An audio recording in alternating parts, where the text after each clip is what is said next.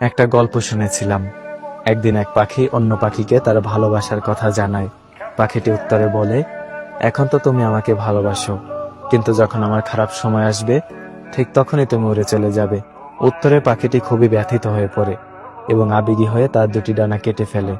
তারপর সে বলে, দেখো, এখন তো আমার কাছে ডানাও নেই, আমি কখনোই তোমাকে ছেড়ে যাব না। তারপর তারা একসাথে জীবন কাটানো শুরু করে। একদিন সবকিছু ভেঙে তুমুল ঝড় আসার সম্ভাবনা দেখা দেয়। ডানা কাটা পাখিটি বলে, অনেক ঝড় হবে টের পাচ্ছি, তুমি আমার চিন্তা করো না, নিজের যান বাঁচাও, তুমি উড়ে যাও। সে সাথে সাথে উড়াল দিয়ে বিপদসীমার বাইরে চলে যায়। পরক্ষণে জানতে পারে তুফান আর আসেনি।